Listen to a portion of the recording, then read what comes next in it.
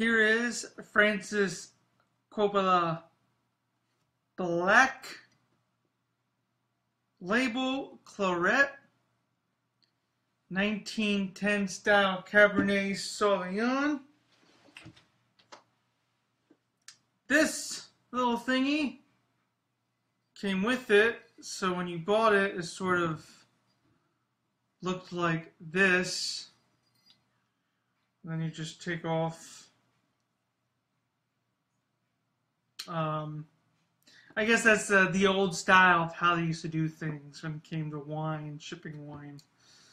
So it's 13.5% alcohol by volume.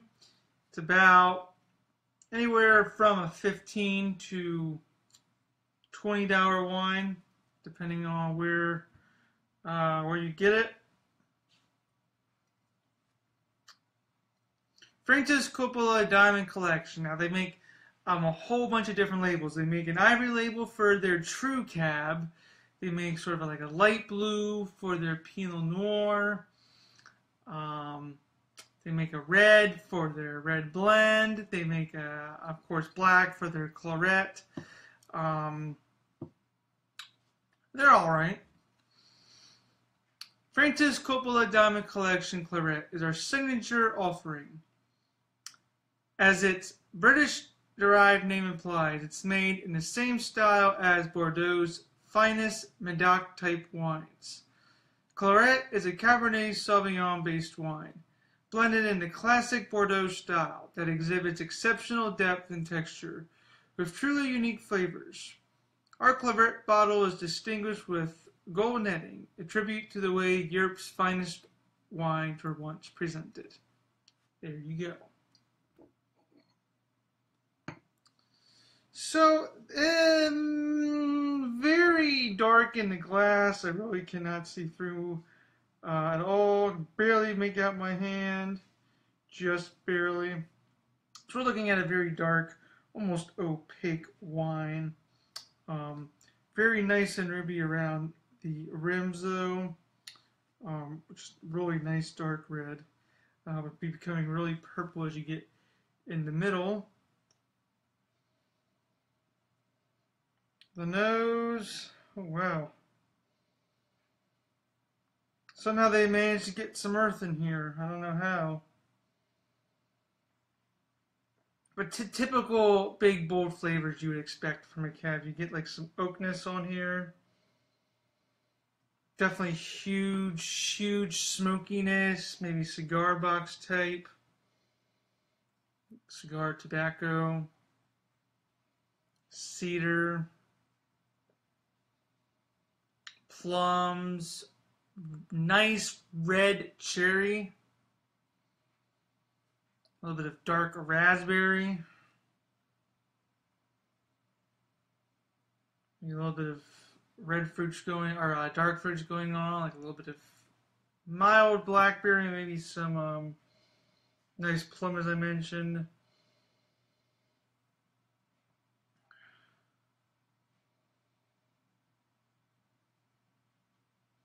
Just get a nice heat smell. Like I said, that woody tobacco. Alright, let's go ahead and try.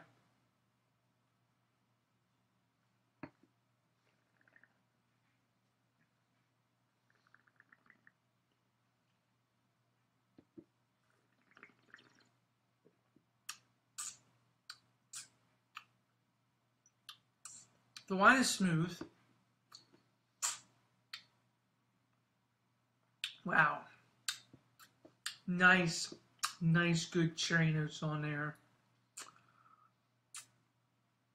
A little bit of that plum. Definitely has a jammy characteristic to it. That nice oak in there. Got a little of that vanilla, maybe a little bit of chocolate. Got a nice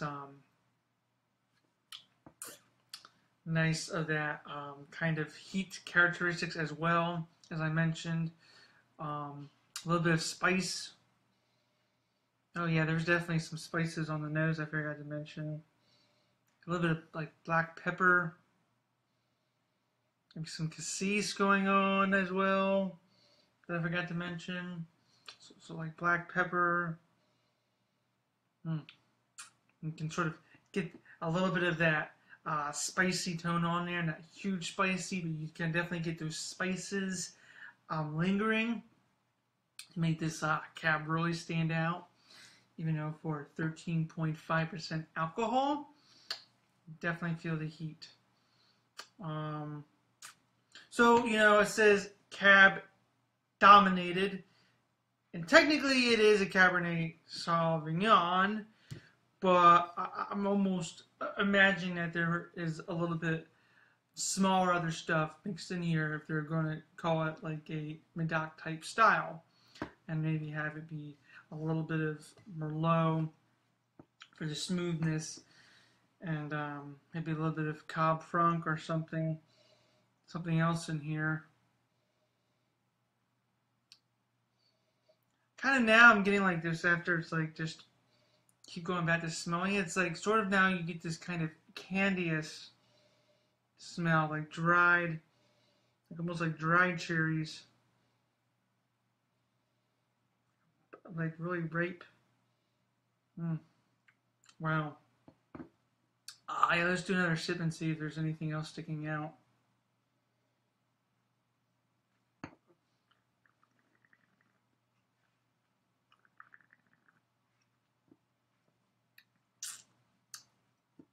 No, pretty much overall, just what I said. Nice jammy, fruity cherry, plum, a little bit of dark berries as well. Smooth, but definitely does have a bite to it as it's finishing. Decent finish.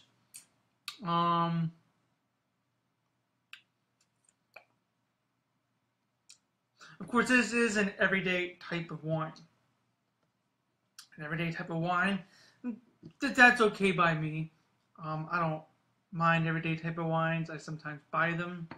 It's just, you can literally find this, I can guarantee you, almost any liquor store. It's not like it's one that's kind of unknown or hard to find.